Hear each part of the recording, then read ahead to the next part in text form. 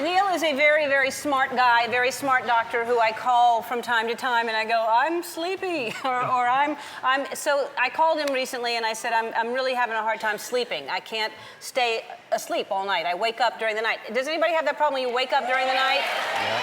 So he said that. He said that to me. He said, I think most people wake up during the night. And I said, well, then you should come on the show and help us all sleep better. So let's talk about that. And because it really can affect your energy level all day long. It affects everything. And when you get a good night's sleep, your memory's better, your resilience is better, everything goes better. Yeah.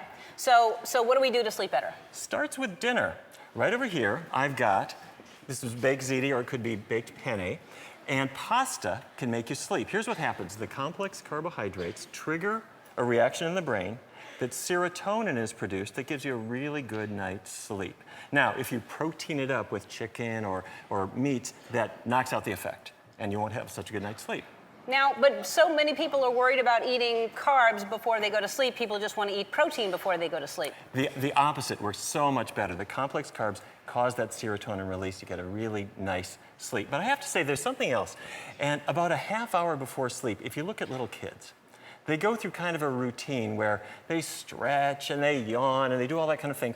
Your cat does it. Your dog does it. I had a little rat that was rescued from a laboratory, and she would stick out her rat paw and do a big rat yawn and go into this big rat sleep. But what do adults do? We read our book, we close it, and we try to sleep. We're wired. The brain doesn't log off. Mm-hmm. So we're supposed to stretch and try to yawn and go to sleep. Yes. All right. Yes. Even if it's not real, like starting a half hour before bed. Stick out your arms. In fact, you can do this now. You just stick out your arms and open your mouth, and nobody's looking. Don't go to sleep right now, though. do this. Yep. Stretch as much as you can. Open your mouth and make a big yawn. Now, initially, it's not real. It's fake. But it becomes real. It becomes real. And if you do that 4 times in the half hour before sleep, you will sleep well. Okay, but if you wake up, 3 o'clock in the morning, you wake up and you're tossing and turning and everything's going crazy. Go to the refrigerator. Pull out plain white bread. Hopefully not too old. Plain white bread. Have 2 slices of it. It causes the serotonin release very quickly. You will knock off to sleep. No after effect in the morning. That's crazy. So 2 pieces of white bread and you go back to sleep. Yeah. All right. It could be any kind of bread. Okay. And okay, and what else? Well, you got foods for us that are... Well, I want to show you there are some bad fats that I want to get people away from. Okay. Like this.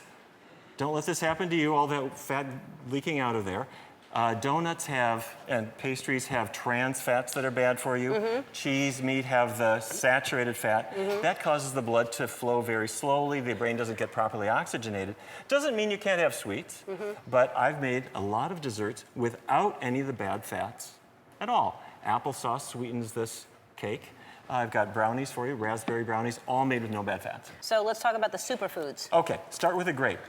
Researchers in France noticed that people who had a glass of wine every day would have less risk of Alzheimer's. But other researchers said, wait a minute, it's not the alcohol, it's the grape. Oh, darn it. Yes. In the grape it's called anthocyanins. This will not be on the test, but this is what, that protects the grape. It's also in blueberries. So I've made a blueberry smoothie. And you're getting your blueberries. Over time, about a 3-month period, this actually improves memory, it improves recall. Those are a superfood. All right. I actually drink a smoothie like that with blueberries every morning. Yeah, there you go. Yes, I do. It's good for you. All right. That's why you're so sharp. That's why. Sweet potatoes.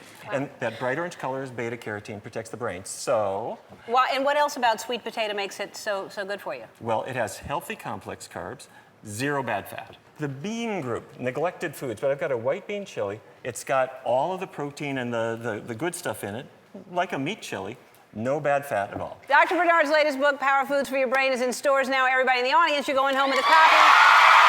We'll be back, and Grizzly Bear is here.